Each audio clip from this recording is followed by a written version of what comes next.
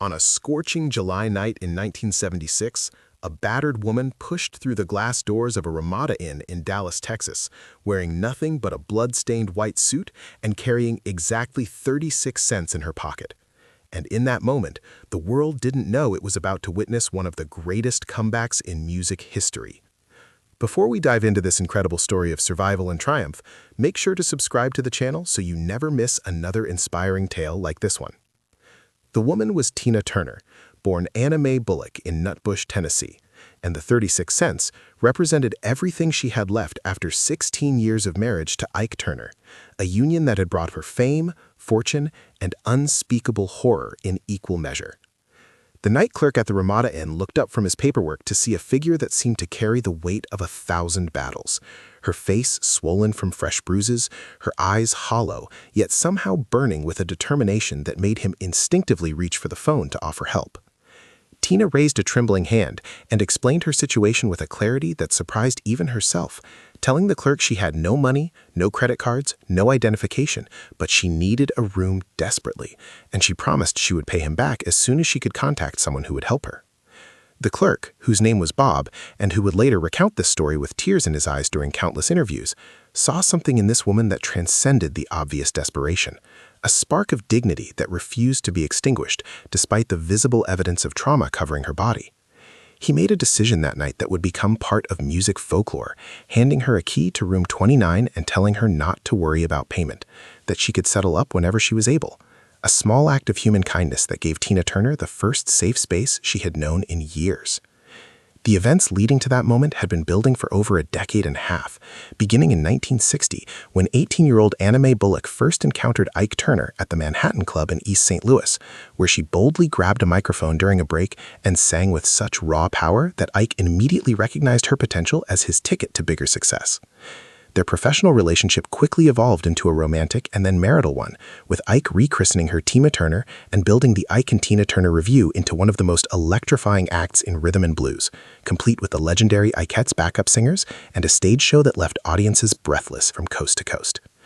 Behind the glittering curtain of their success, however, existed a nightmare that Tina endured in silence for years, as Ike's controlling nature manifested in increasingly violent outbursts that left her with broken bones, black eyes, and a spirit that somehow refused to shatter completely, despite his systematic attempts to crush her independence.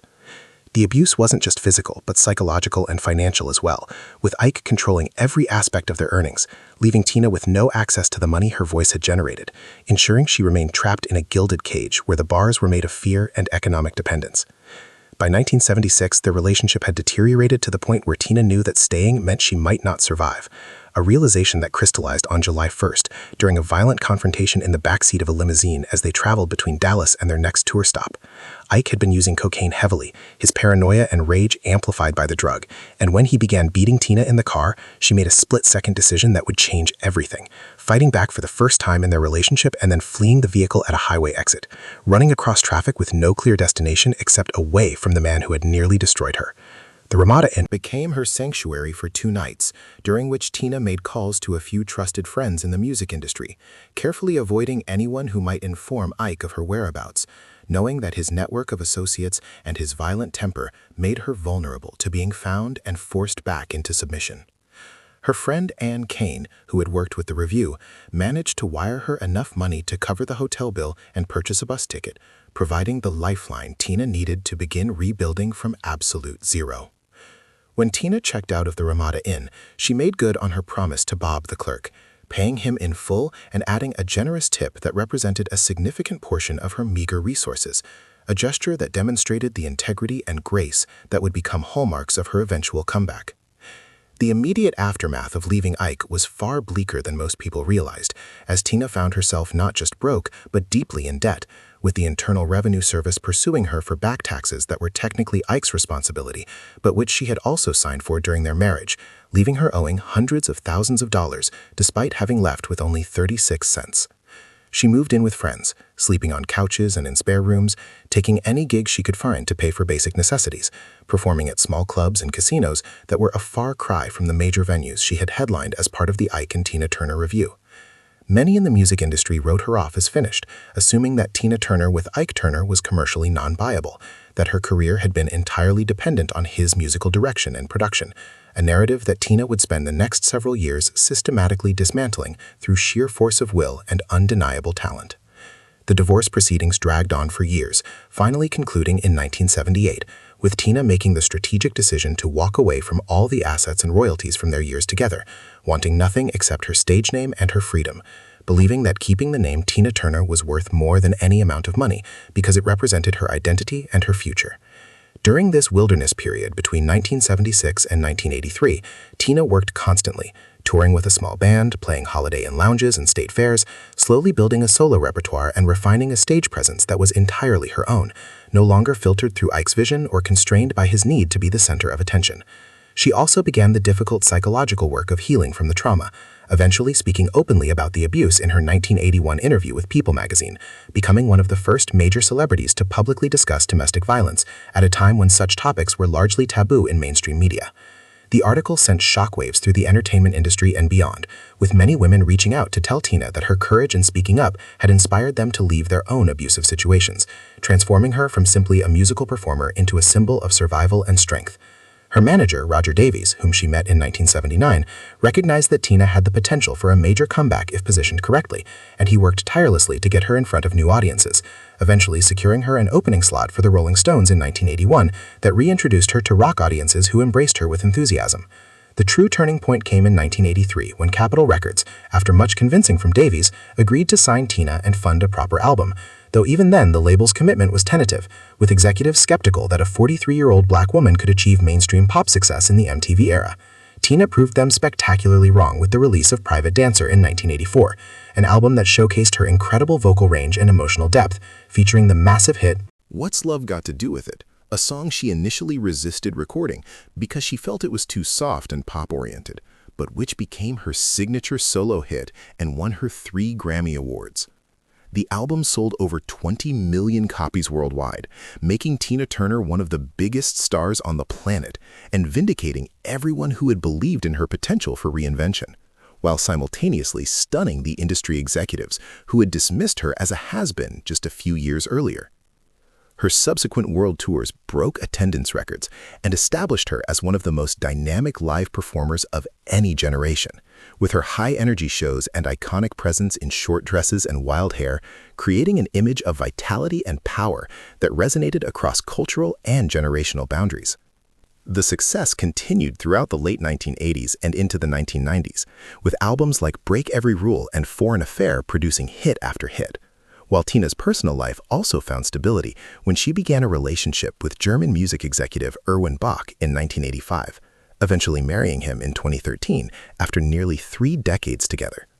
The story of the Ramada Inn and the 36 cents became a powerful symbol of Tina's transformation, frequently referenced in interviews and biographical accounts as the moment when she chose life over death, freedom over captivity, and her own potential over the security of the familiar, no matter how toxic that familiarity had become. In 1993, the film What's Love Got to Do With It?, based on her autobiography I, Tina, brought her story to millions more people, with Angela Bassett's Oscar-nominated performance as Tina depicting both the horror of her years with Ike and the triumph of her escape and rebuilding, though Tina herself found watching the film's depiction of the abuse difficult and largely stepped back from promoting it beyond the initial publicity tour. Ike Turner, for his part, spent years downplaying and denying the abuse allegations, but eventually admitted in interviews before his death in 2007 that he had been wrong and had hurt Tina, though by then the damage to his own reputation was permanent and his musical legacy forever tainted by his actions.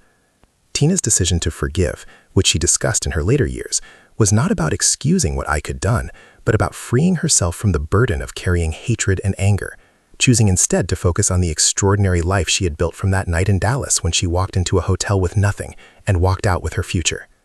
The financial debt that had seemed insurmountable in 1976 was eventually paid off through years of relentless touring and careful financial management, with Tina maintaining a work ethic that impressed even the most hardened road veterans, often performing multiple shows in different cities within days, never canceling, never complaining, always delivering the explosive performances that audiences had come to expect. By the time she embarked on her 50th anniversary tour in 2008 and 2009, Tina Turner had sold over 180 million records worldwide, won 8 competitive Grammy Awards plus 3 Grammy Hall of Fame Awards and a Grammy Lifetime Achievement Award, been inducted into the Rock and Roll Hall of Fame twice, once with Ike in 1991 and once as a solo artist in 2021, and established herself as one of the best-selling recording artists of all time.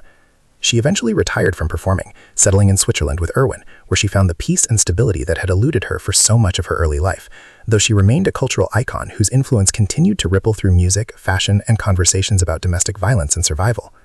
The Ramada Inn, where she spent those 2 crucial nights in 1976, became something of a pilgrimage site for fans who understood its significance, with the hotel management eventually acknowledging the historical importance of what What happened there, though the building itself was later renovated and the specific room number reassigned.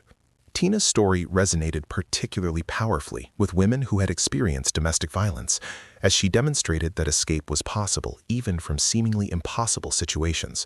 that starting over with nothing was better than staying in a situation that was slowly killing you, and that age 43 was not too late to achieve dreams that had been deferred or stolen. The 36 cents became a metaphor used by counselors and advocates in domestic violence shelters across America and beyond, a concrete example of how little one needed to leave, that waiting for the perfect moment or adequate resources was often an excuse born of fear rather than practical necessity. Tina herself continued to speak about that night throughout her life, not dwelling on it, but acknowledging it as the hinge point between 2 entirely different existences, the moment when Anna Mae Bullock fully became Tina Turner on her own terms rather than as Ike's creation. Her later years were marked by health challenges, including a stroke in 2013 and kidney failure that required a transplant in 2017, with Irwin donating one of his kidneys to save her life, a gesture that Tina described as the ultimate expression of love, and one that allowed her several more years of life in the Swiss countryside she had grown to love. When Tina Turner passed away on May 24, 2023, at the age of 83, the outpouring of grief and celebration was global, with tributes pouring in from presidents, fellow musicians, actors, and millions of fans whose lives she had touched through her music and her example. The obituaries and retrospectives all circled back to that night in Dallas,